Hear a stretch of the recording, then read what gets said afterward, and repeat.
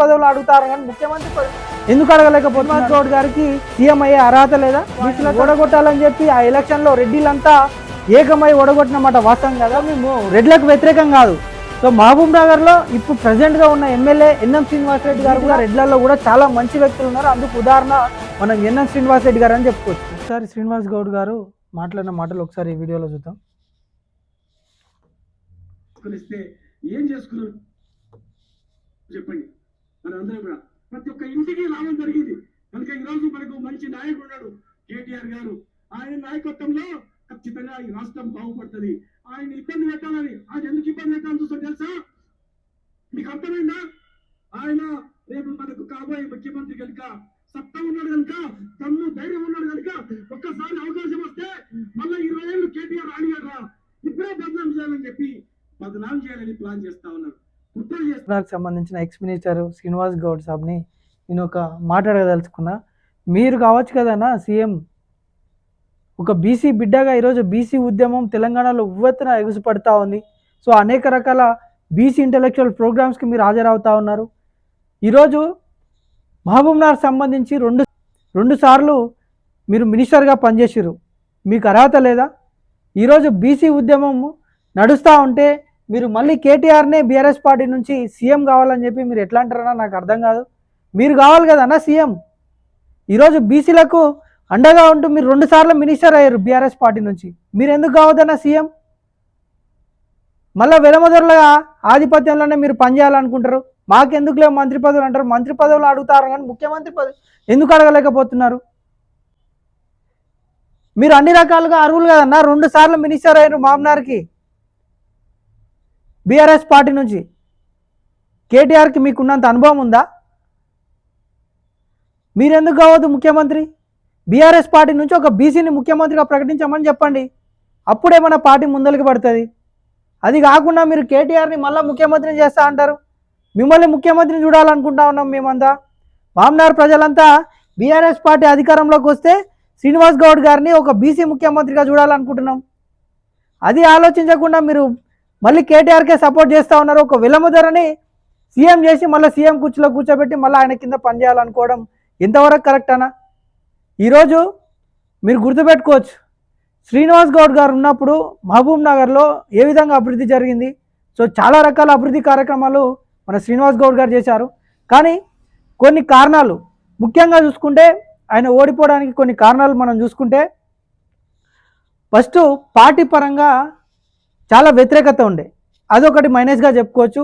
మరియు పర్సనల్గా కొన్ని వ్యక్తిగత కార్యక్రమాలు కూడా శ్రీనివాస్ గౌడ్ గారు ఓడిపోవడానికి కారణం. నాకు నిజంగా చాలా బాధ అనిపిస్తుంది. ఎందుకంటే ఒక బీసీ లీడర్ ఈరోజు అప్పుడున్న అధికారంలో 2 సార్లు మినిస్టర్ అయిందంటే బీసీలు చాలా గొప్పగా గర్వించదగ్గ విషయం. అంటే ఒక బీసీ బిడ్డగా ఈరోజు మహబూబ్ నగర్కి 2 సార్లు మినిస్టర్గా పనిచేసిన శ్రీనివాస్ గౌడ్ గారికి నిజంగా నేను అభిమానినే. ఎందుకంటే బీసీలా ఒక బీసీ బిడ్డ 2 సార్లు మినిస్టర్ అయ్యాడు మహబూబ్ నగర్కి. కానీ ఆయన ఓడిపోవడం చాలా బాధాకరం. ఎందుకంటే నేను మాట్లాడాల్సిన టైం ఇదే, మాట్లాడతాం 100%. మళ్ళీ ఒక బీసీ బిడ్డ మళ్ళీ గెలవాలి, బీసీలు ముందరికి రావాలనేది మా ఇంటెన్షన్. కాబట్టి మేము 100% శ్రీనివాస్ గౌడ్కి సపోర్ట్ చేస్తాం ఈ విషయంలో. ఎందుకంటే మహబూబ్నగర్లో అభివృద్ధి కార్యక్రమాలు చాలా చేసిండు, అది కాదనలేని మాట వాస్తవము. మంచి రోడ్లు కానీ, అనేక రకాల అభివృద్ధి కార్యక్రమాలు, శిల్పారామం కానీ, మంచి మల్టీ స్పెషాలిటీ హాస్పిటల్ కానీ చాలా రకాలుగా మహబూబ్నగర్ అభివృద్ధిలో కీలక పాత్ర పోషించిండు శ్రీనివాస్ గౌడ్ గారు. కానీ ప్రభుత్వం వ్యతిరేకత వల్ల ఆయన ఓడిపోవడం జరిగింది.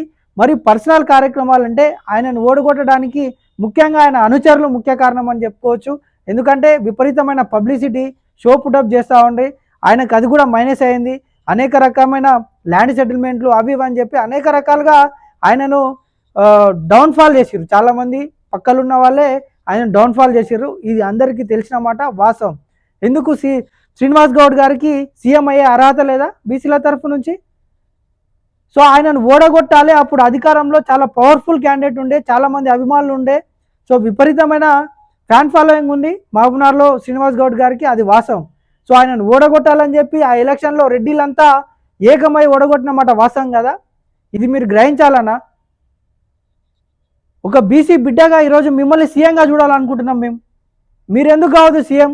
కేటీఆర్ని ఎందుకు సీఎం చేయాలనుకుంటున్నారు మీరు? మీరు ఆ మాట్లాడిన మాటలో ఒక బీసీ బిడ్డగా మీ అభిమానిగా మేము చెప్తా ఉన్నాం ఏంటంటే మీరు కావాలి సీఎం. ఎవరికో వెలముదరులకు మీరు అధికారం ఇచ్చి మీరు కింద పనిచేసే వ్యవస్థ మానుకోవాలి.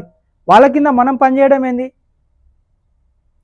సో మన మహబూబ్ నగర్లో ఉన్న 14 నియోజకవర్గాల్లో 12 నియోజకవర్గాల్లో ఈరోజు రెడ్లే ఎమ్మెల్యేలుగా ఉన్నారు. సో మేము రెడ్లకు వ్యతిరేకం కాదు.